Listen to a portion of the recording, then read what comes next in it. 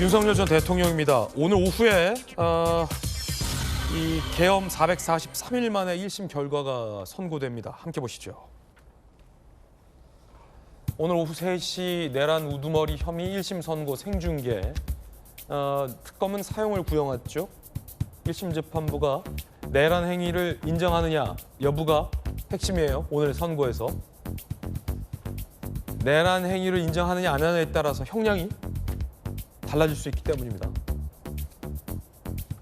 자, 특검은 사형을 구형했는데 오늘 1심 선고는 어떻게 나올지, 내란이 인정될지 아닐지 여부가 관건입니다. 자, 형량은 어떻게 예상되고 있을까요?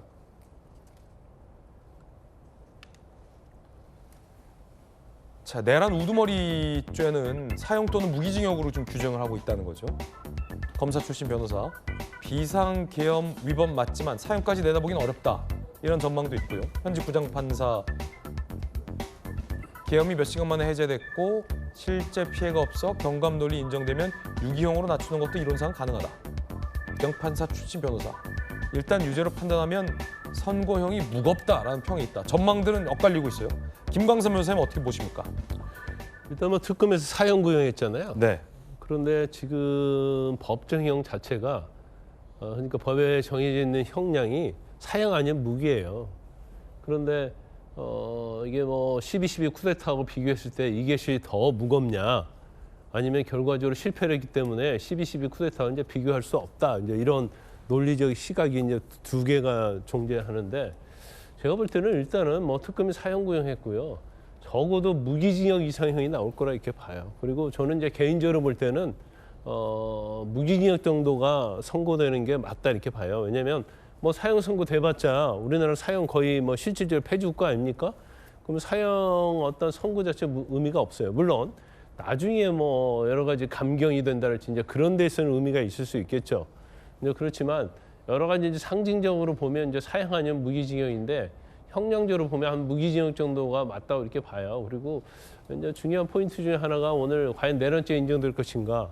그런데 한덕수 전 총리에 대한 재판부, 그리고 이상민 전 장관에 대한 재판부가 다 내란이다 이렇게 결론을 내렸잖아요.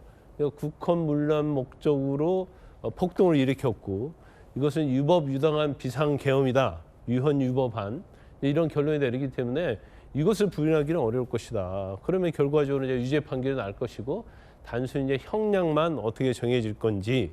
그래서 오늘 오후 3시에 결론이 나는데, 제가 볼 때는 아마 3시 시작하면 여러 가지 뭐 국헌 문란 목적의 폭동이냐 아니냐, 그리고 윤석열 전 대통령이 계속적으로 또 본인이 부인했었잖아요.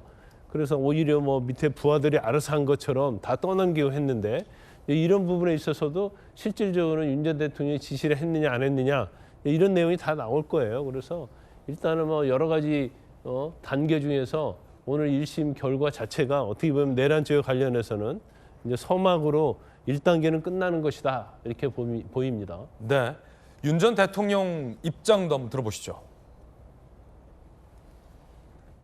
총알 없는 빈총 들고 하는 내란 보셨습니까? 라고 말했습니다. 이 말이 지난 1년간 이 나라를 휩쓴 광풍의 허상을 상징적으로 보여준다고 생각합니다.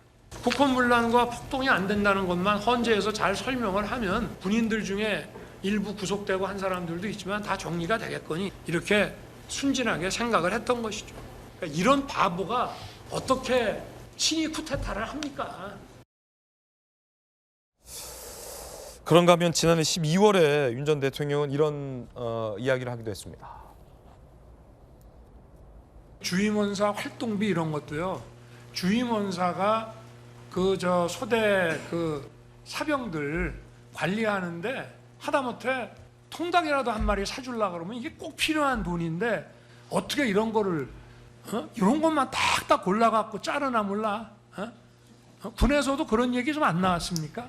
내가 이거 몇 번 얘기를 했거든. 몇 년을? 이게 계엄 선포의 사유와 관련해서 꽤 의미가 있는 거라서 좀 물어봤어요. 자, 또 이제 법조를 오랜 기간 또 출입했었던 안효원 의원께서는 어떻게 보십니까?